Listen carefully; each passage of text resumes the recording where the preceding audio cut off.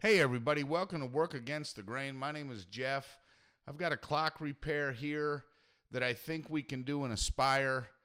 A buddy of mine, his parents gave him a clock, broke in half, tried to glue it, doesn't work. So we're going to try to make it in Aspire.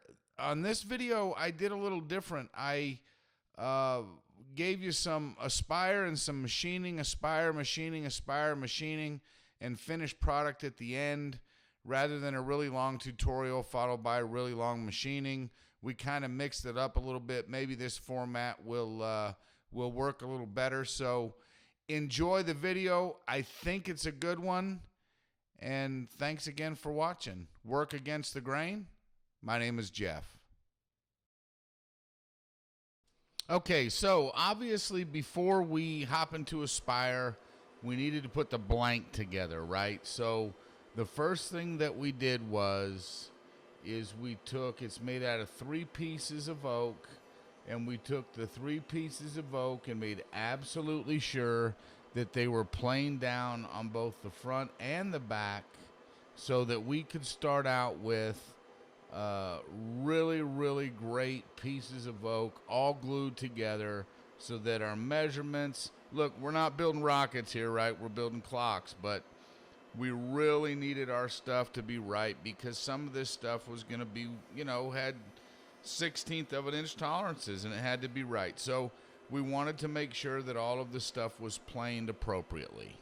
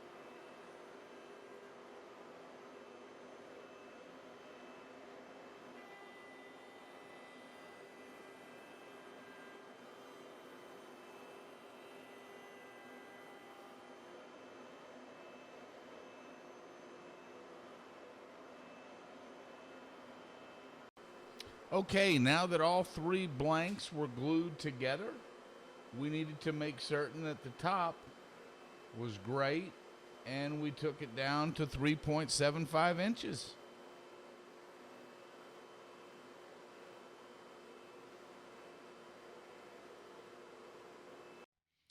And so let's go ahead and hop into the front, what I'm calling Tim Front video, and let me show you how we created the rosettes and the little border that goes around the outside. Okay, so now that we've got it all glued up together, we've got a 13 inches in X, 12.5 inches in Y, and we've got 3 3/4 of an inches thick.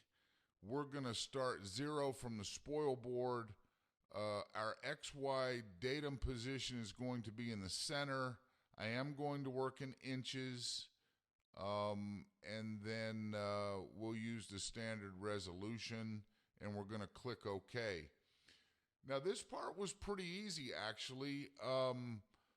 I know that I want the circle to start X0, Y0, so we're going to come from here and we're going to drag out from the center so it's in the center of the piece, and I know that it's 10.625 inches around. That is the diameter of the overall round piece of the clock. And we'll close that. And then I knew that the little lip that it had was a 1/2 inch wide, and so we're going to offset this vector a 1/2 inch inwards and offset. Then we're going to hit the letter N for node editing, and we want to see where this little green start point is. And so it's right here on this line. And so let's come out here to this vector, and this one's up here. And we want them both together. So we're going to come back to this vector. We're going to right click on this point. We're going to say make start point, turns it green. And so now we've got both of our start points in the same place. Okay, then what we needed to do was we need to make an arc, because this is just a simple span, an arc that goes from here to here. And so in order for me to make that arc, I put it on the line here. I took it to the line here, went like that.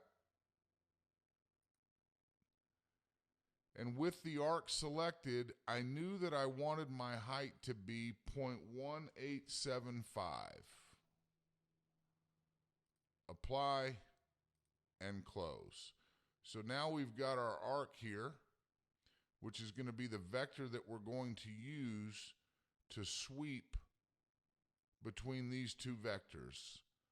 So then we can come to our modeling tab, select our two vectors, select our two-rail sweep modeling option, click Use Selection. Our start points and arrows are going in the same direction. It now wants us to select what we want it to look like, so we're going to select our little arc here. Our combine with other components is add. We're going to call this outer edge and apply. And so if we come here to our 3D view, we have a nice border that pretty much like the one that was on the clock that broke. Now what we need to do is we need to put the little rosettes, those little, if I come over here to the one that we did, we need to put these little guys in here, right? And this is just a matter of, they're included in the Aspire. I used this rosette right here, and you literally just drag the rosettes on, line them up where you want them to go, and all is well. And so then once we had the rosettes and our two-rail sweep completed, we needed to create some toolpaths. And so we did a 3D roughing and a 3D finishing on the front side here.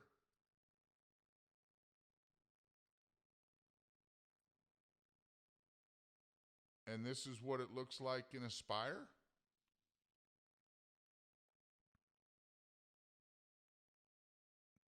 Okay, now see this hole right here in the center? Let me circle it here. This is the hole that we need to cut so that we can turn it over, two-sided machining, and line it up with the hole we drill in the spoil board. And so we're going to drill it here in the material in Aspire. And then we're going to hop over to the CNC machine and see exactly what that looks like. We'll drill that hole. And then after this hole is drilled, we're going to show you the 2D and 3D tool paths. And then we'll just have one more tool path and the front face is done. Alrighty, so now with that one out of the way, what we can do is do a little bit of a bit change, because that was a 3/4 inch bit. Make sure that that the hole there is nice and centered. You can see I put the center lines there. And then we're going to come in here with a 1/2 inch bit, 1/2 inch end mill, and again I leave the vacuum portion off so everybody can see. And then so the next 2 or 3 clips is the roughing and finishing tool paths that we had just shown you in the Aspire program.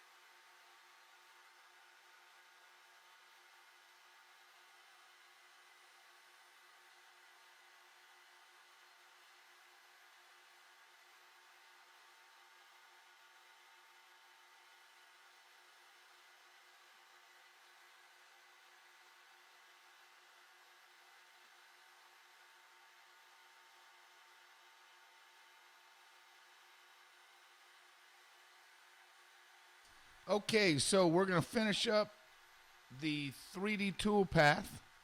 Then you have here on this outer edge of this particular vector, we're going to cut a profile. Here it is cutting the profile. And then after it cuts the profile, it's going to cut that same 1 1/4 inch hole into the spoil board so that we can turn it over and line it up. Let's have a look.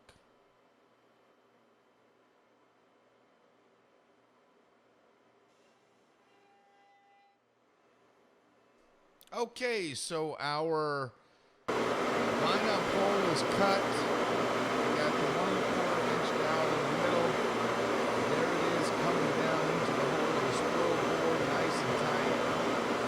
Getting a nice registration. Remember, it's a circle, so as long as we've got it lined up there, it's great. And then we're going to run that same profile path that we ran on the front side. That's going to be the first profile tool path that we're going to run on the back side. We're just not going to go all the way through. And then we'll hop into Aspire again and show you a couple more tool paths.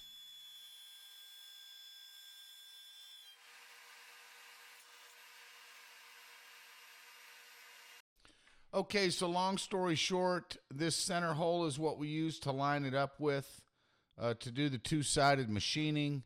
Then we have all of these other vectors that are all circles, the various pockets and profiles and rabbets for all of the clockworks, the mechanisms that go inside. And it was a matter of a simple calculating pocketed tool paths between the two lines on all of them. And then after we calculated, here you had a sample tool path. We went through them all. For example, here's the backside profile tool path that we preview first. And then after that, we did the backing plate. And then we went into the pocket for the clock face, and so on and so forth. So as you watch Aspire go through the various tool paths here, we'll then switch over to the CNC machine, and you will see all of these pockets cut out, how we machined them, got very lucky with our measurements, did it very well, and then at the very end, I'll show you the finished product.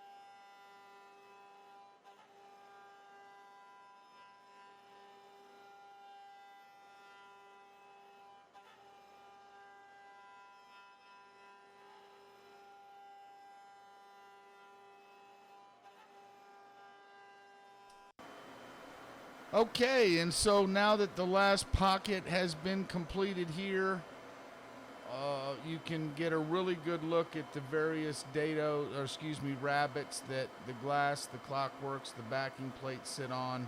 Then, of course, the center gets cut out completely so that you can, see the clock mechanism and whatnot. And I'll give you a couple of more looks deep inside of the pockets here so you can have a look at exactly how the inside looked. And then what we did was there was about 3/4 of an inch left because I didn't want to cut it all the way through and take a risk of the bit grabbing it and wrecking it. So as I take a shot here from overhead, on the profile on the very outside there's about 3/4 of an inch of thickness.